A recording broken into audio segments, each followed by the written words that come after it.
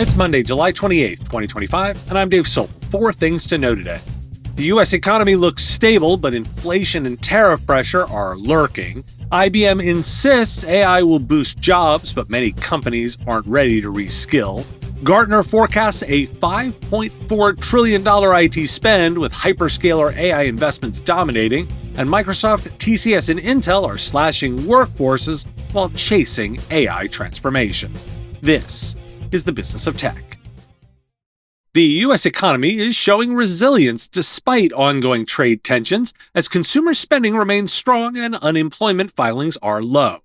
In June, retail sales rose by 0.6%, exceeding economists' expectations, following a previous decline in May that had raised concerns about consumer caution. According to nationwide senior economist Ben Ayers, the increase in retail sales is expected to support solid growth in gross domestic product for the second quarter, although he warns that uncertainty surrounding tariffs continues to cast a shadow on the economic outlook. Filings for unemployment benefits also fell by 7,000 last week, highlighting a stable labor market, while surveys from the Philadelphia Federal Reserve indicate that manufacturers anticipate growth and increased hiring in the coming months. However, concerns remain about rising prices due to import costs, which rose by 0.4% in June, marking the largest monthly increase in over a year. IBM CEO Arvind Krishna asserts that fears of artificial intelligence eliminating jobs are exaggerated, arguing that AI will enhance employment opportunities. In an interview with Axios, he stated that while some clerical positions may be phased out, overall job creation will be driven by increased productivity. Krishna highlighted that AI is already enabling IBM to cut costs, projecting an increase in annual savings from $3.5 billion to $4.5 billion by 2025. He noted that while the number of employees remain constant, the nature of their work is changing, with recent layoffs in human resources being offset by new hiring in programming and sales.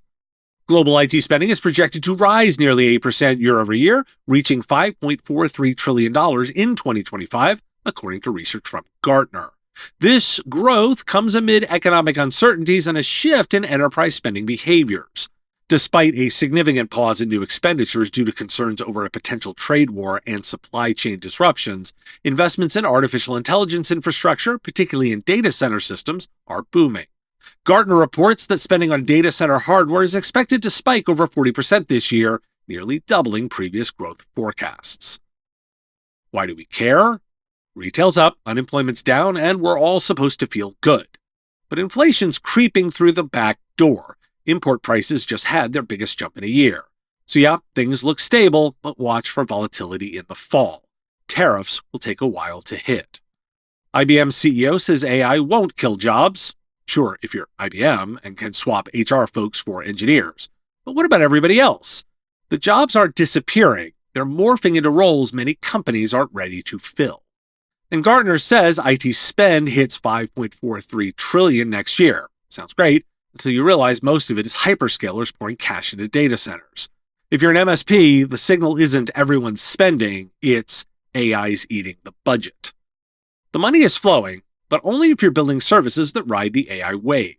This is a moment to pivot toward automation, toward outcomes, and toward strategic value. Miss that, and you're just managing legacy while the market moves on. Support for the show comes from ScalePad. Ever feel like you're doing all the work, but no one sees it? That's the reality for a lot of MSPs. You're putting out fires, chasing spreadsheets, juggling client requests. But when it's time to show value, crickets. That's where ScalePad comes in. Trusted by over 10,000 MSPs, ScalePad solutions help you turn invisible effort into visible impact, pulling together the tools you already use, from reporting, quoting, compliance, and asset planning, into one easy platform. So instead of chasing details, you're leading smarter conversations. Because doing great work is one thing, getting credit for it, that's where the real business growth happens. ScalePad helps you show value, build client trust, and lead with confidence. Learn more at scalepad.com/Dave. 3 items around legislation to update you on. The Federal Communications Commission is set to review state laws regarding artificial intelligence as part of that new action plan announced by President Trump. The initiative aims to reduce federal and state regulation on AI companies, streamline the construction of data centers, and promote American AI systems internationally. The action plan tasks the FCC with assessing whether state regulations hinder its obligations under the Communications Act of 1934. Trump signed 3 executive orders focused on AI, including one that directs the Commerce Department to support AI data center projects with financial incentives and expedited permitting processes. Critics, such as Nicholas Garcia of Public Knowledge, argue that the plan lacks a comprehensive vision for AI innovation, merely cutting regulations without addressing the underlying challenges faced by the industry. In the UK, a court has denied WhatsApp the right to intervene in that legal case involving Apple and the UK government's order requiring the company to provide access to users' encrypted data. The Investigatory Powers Tribunal will hear challenges against this order from Apple, Privacy International, and Liberty in a public hearing scheduled for early next year. The Home Office argues that access to encrypted data is essential to combat terrorism and child abuse, while technology experts warn that weakening encryption could expose users to cybercriminal threats. New York Governor Kathy Hochul has announced the implementation of stricter cybersecurity regulations for the state's water and wastewater utilities, alongside a new grant program providing $2.5 million to assist in compliance costs. The proposed regulations will require utilities serving more than 3,300 people to conduct annual cybersecurity vulnerability analyses, develop incident response plans, and train staff on cybersecurity practices. According to the Environmental Protection Agency, 9% of the nation's public drinking water systems have critical cybersecurity vulnerabilities. New York's Chief Cyber Officer, Colin Ahern, emphasized that the new measures are overdue, as many utilities lack basic cybersecurity protocols such as incident response plans and multi-factor authentication. Why do we care? First, Trump's FCC wants to bulldoze state AI laws in the name of streamlining. Translation: fewer rules, faster data centers, and zero focus on AI safety. Good for big tech, bad for everyone else. Second, in the UK, a court told WhatsApp to sit down and shut up while Apple fights a law demanding they break encryption. The message: privacy is negotiable if the government says so, and your tools might be next. And third, New York's finally waking up to utility cybersecurity.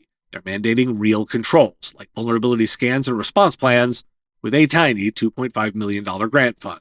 It's not much, but it is a start. The rules are fracturing. One side's gutting guardrails, another's demanding more control. And local governments are scrambling to catch up. This is your cue. Compliance, architecture, and trust are back on the front lines. Microsoft Chief Executive Officer Satya Nadella has expressed that the company's recent layoffs, which affected approximately 9,000 employees across various business units, including sales and Xbox gaming, are, quote, weighing heavily, end quote, on him. Nadella referred to this situation as the enigma of success in a rapidly changing industry that lacks long-term competitive advantages.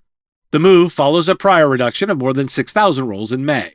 Despite these layoffs, Microsoft reported a significant increase in annual revenue, reaching $245 billion for fiscal year 2024, which marks a 16% year-over-year growth. In his letter to employees, Nadella acknowledged the difficult nature of these decisions while emphasizing the need for Microsoft to reimagine its mission. He highlighted the company's transitions toward functioning as an intelligence engine, aiming to deliver artificial intelligence capabilities at scale. The shift comes in a context where major tech firms are aggressively investing in AI talent and infrastructure as the demand for AI-driven solutions continues to rise.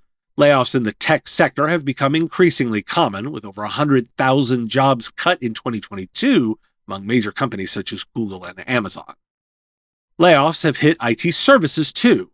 Tata Consultancy Services, India's largest private employer, plans to lay off approximately 12,000 employees this fiscal year as it grapples with slowing growth and the rising influence of AI. The move follows a significant shift in the industry, with companies like HCL Technologies and Wipro also considering layoffs due to automation replacing traditional roles. As of the June quarter, Tata Consulting Services employed around 613,000 people, meaning the layoffs represent about 2% of its workforce, primarily affecting senior and mid-level positions. According to Phil First, chief executive of HFS Research, the integration of AI into service models is prompting IT service providers to realign their workforces to remain competitive, as clients demand substantial price reductions on their contracts. The company reported a revenue decline of 0.59% sequentially, underscoring the challenges it faces. And Sys Group, a managed service provider, reported a 10% decline in revenue for the financial year ending of March 31st, with earnings dropping to £20.5 million from £22.71 million the following year. Despite the challenges, the company has reduced its pre-tax losses significantly, down to £2.45 million from £6.57 million, indicating a strategic shift toward higher margin activities. Executive chairman of the organization emphasized the company's ongoing transition from hosting and resale offerings to a consultative model focused on security and artificial intelligence.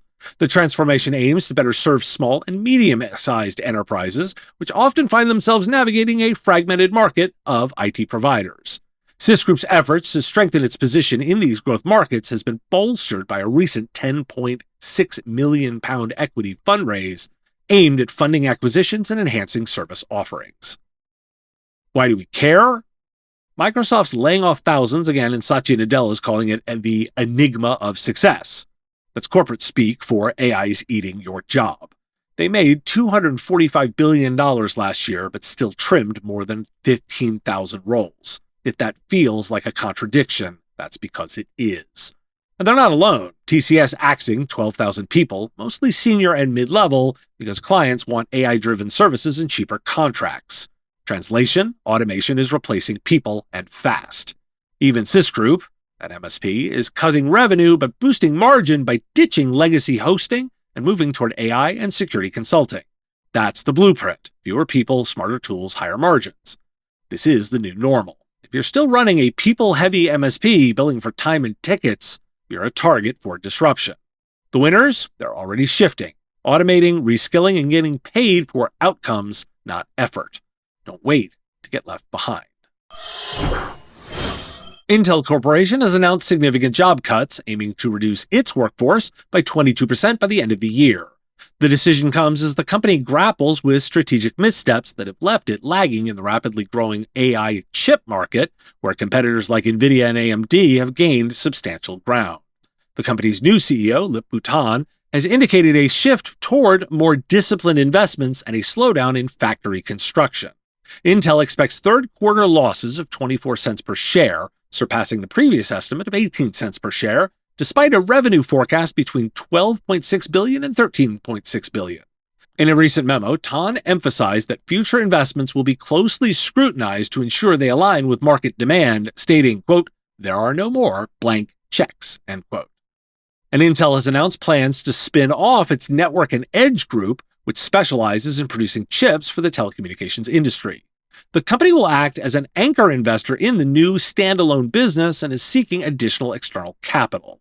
In 2024, the Network and Edge group generated $5.8 billion in revenue, highlighting its significance to overall operations. Why do we care? Intel's cutting 22% of its workforce. That's not a trim, that's a corporate bloodletting. Their new CEO isn't sugarcoating it. No more blank checks, tighter investment, and factory slowdowns. Meanwhile, Intel's still losing money, 24 cents a share projected this quarter, and getting smoked by NVIDIA and AMD in the chip race. Now they're spinning off the Network and Edge group into its own company. Translation, Intel's tossing overboard anything that's not part of its desperate AI chase. If you're building solutions on Intel's platform, you'd better start checking the foundation. This isn't a steady partner. It's a company in full retreat, trying to become something new. For providers, the play is clear. Diversify your hardware stack, validate your assumptions, and don't bet your future on Intel showing up. This episode supported by Movila. Get ready, AI-driven project automation isn't the future, it's here today. Movila offers a fully integrated intelligent platform that combines real-time risk management and remediation, smart scheduling, resource capacity management, and AI-enhanced project coaching.